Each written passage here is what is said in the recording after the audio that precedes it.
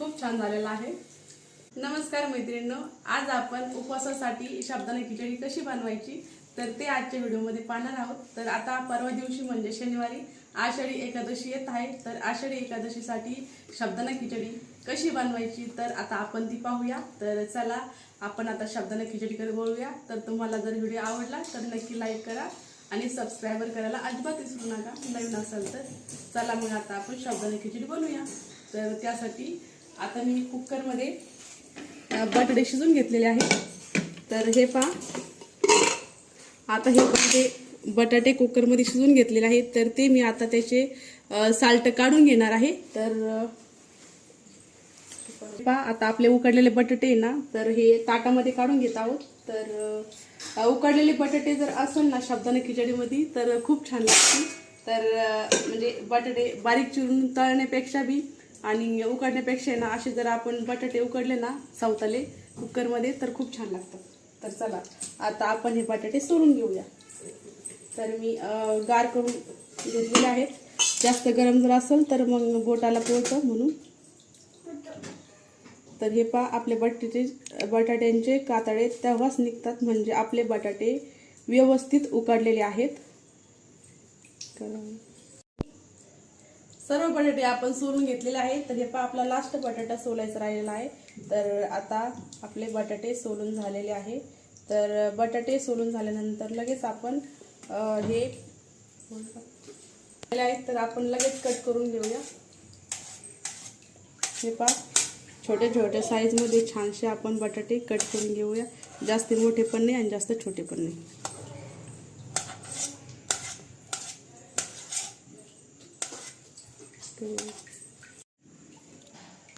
आपण आता गॅस सुरू करूया आणि त्याच्यावरती कढई तापायला ठेवू।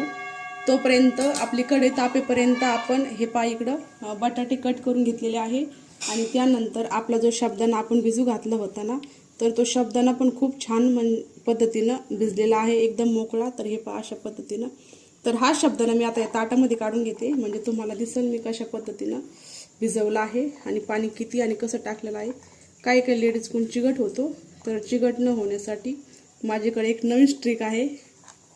तर तुम्हाला नक्की पुढल्या व्हिडिओमध्ये सांगेल। तर हे पहा, आपला खूप छान एकदम मोकळा मोकळा साबुदाणा भिजून तयार झालेला आहे।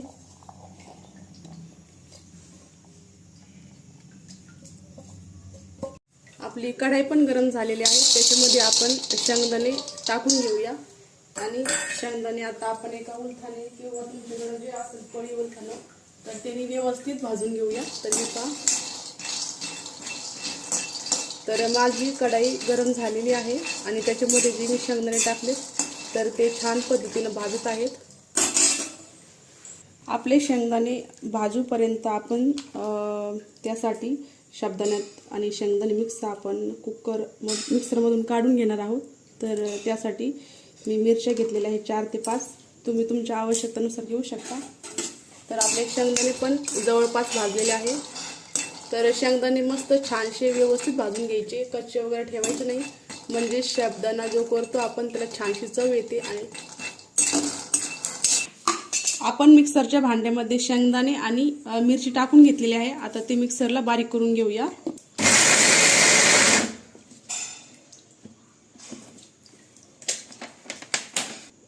आपण शेंगदाणे आणि मिरची बारीक करून घेतलेली आहे, जास्त बारीक नाही केली कारण की साबुदाण्यामध्ये जास्त बारीक छान नाही लागत। त्यामुळं आपण कढईमध्ये तेल किंवा तूप तुम्ही जे तुमच्याकडे असेल ते टाकू शकता। तर मी कढईमध्ये तूप टाकून घेतलेलं आहे। तर तूप आपलं गरम झालेलं आहे। तर त्यानंतर जे आपण मिक्सरमधून शेंगदाणे आणि मिरची काढलेली आहे तर ते त्याच्यामध्ये टाकून घेऊया।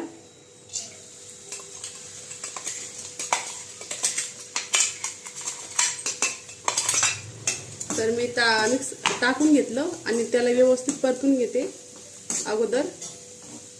ते झाल्यानंतर आपण त्याच्यामध्ये बटाटे पण टाकून घेऊया। बटाटे टाकल्यानंतर ते पण त्या शेंगदाण्यामध्ये मिक्स करून घेऊया।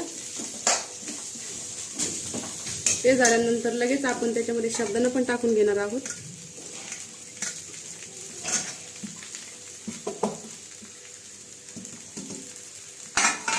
त्याच्यामध्ये आपण साबुदाणा पण घालून घेतलेला आहे. आता आपण थोडासा गॅस कमी करूया आणि हे सर्व व्यवस्थित मिक्स करून घेऊया. जास्त फुल जर गॅस केला तर आपला साबुदाणा खाली लागू शकतो, व्यवस्थित परतत नाही. त्यामुळं थोडा गॅस कमी करायचा आणि मस्त मंद आचेवरती आपला साबुदाणा परतून घ्यायचा.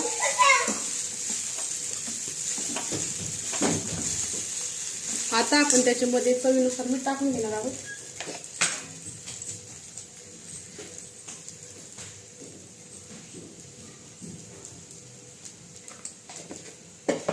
आता मी साबुदाण्यामध्ये मीठ टाकून घेतलेलं आहे. आता मीठ टाकल्यानंतर व्यवस्थित आता मी साबुदाणा मिक्स करून घेणार आहे. तर आता आपल्या साबुदाणा खिचडीला मस्त छानसा रंग यायला सुरुवात झालेली आहे. आणि तेलापेक्षा पण तुम्ही जर साबुदाणा खिचडी जर तुपात जर बनवली ना तर खूप सुंदर होते, खायला पण छान लागते. फक्त तुपामध्ये जर बनवली तर लगेच ताबडतोब गरम गरम खाऊन घ्यायची. तुपात जर बनवली तर नंतर ती थोड्या वेळाने जर गार झाली का तर मग तूप ते साबुदाणा कडक होतो. त्यामुळं तुम्ही जर बाहेर कुठं न्यायचं असेल साबुदाणा खिचडी तर तुम्ही तेलातच बनवा आणि ताबडतोब जर खायचं असेल तर मग तुपात बनवा. कढईवरती ताट ठेवलं आहे साबुदाणा खिचडी आपली परतण्यासाठी. तर तोपर्यंत आपण थोड्याशा गप्पा मारूया. तर तुम्हाला जर आपली साबुदाणा खिचडी जर आवडली तर नक्की लाईक करा मैत्रिणींनो. आणि तुम्हाला जर असेच नवीन नवीन व्हिडिओ पाहायला आवडत असेल आमचे तर नक्की तुम्ही लाईक करा आणि कमेंट करायला अजिबात विसरू नका. तर आज आपण मस्त आषाढी एकादशीसाठी घरच्या घरी साधी आणि सोपी गावाकडल्या पद्धतीने साबुदाणा खिचडी बनवली आहे. तर तुम्ही हा साबुदाणा खिचडी दह्यासोबत पण खाऊ शकता किंवा शेंगदाण्याच्या पिठल्यासोबत बी खाऊ शकता, तुमची चॉईस. तर आज आम्ही साबुदाणा खिचडी बनवली आहे ना तर ती आम्ही दह्यासोबत खाणार आहे. दही लिंबू जे असेल ते जास्त तोंडी लावायला जर मिरची असेल तर अजून छान लागते. तर चला आता आपण पाहूया आपली साबुदाणा खिचडी परतली की नाही. तर आपली साबुदाणा खिचडी जवळपास मस्त छानशी परतलेली आहे. तर हे पहा आणि किती मोकळी झालेली आहे, चिकट वगैरे अजिबात झालेली नाहीये. जास्त चिकट झाल्यानंतर छान लागत नाही, ती खायला पण छान लागत नाही, खूप चिकट होते. तर आम्ही बनवलेली साबुदाणा खिचडी खूप सुंदर झालेली आहे. चला आता आपली साबुदाणा खिचडी तयार झालेली आहे. तर आपण आता लगेच खायला घेऊया. मी एका वाटीमध्ये दही घेतलेला आहे. आता आपण त्याच्यामध्ये साबुदाणा घेऊया आणि तुम्हाला मस्त छानशी टेस्ट करून दाखवते. तर हे पहा आपली साबुदाणा खिचडी आणि दही तयार झालेला आहे खाण्यासाठी. तर मी तुम्हाला दही या साबुदाणा खिचडीमध्ये टाकून घेते आणि खाऊन दाखवते. खूप छान झालेला आहे. तर तुम्हाला जर आमची साबुदाणा खिचडी आणि दही ही रेसिपी जर आवडली असेल तर नक्की लाईक करा आणि आमच्या पद्धतीनं परवा दिवशी आषाढी एकादशीला साबुदाणा खिचडी नक्की करून. तर बाय, परत भेटूया पुढल्या व्हिडिओमध्ये.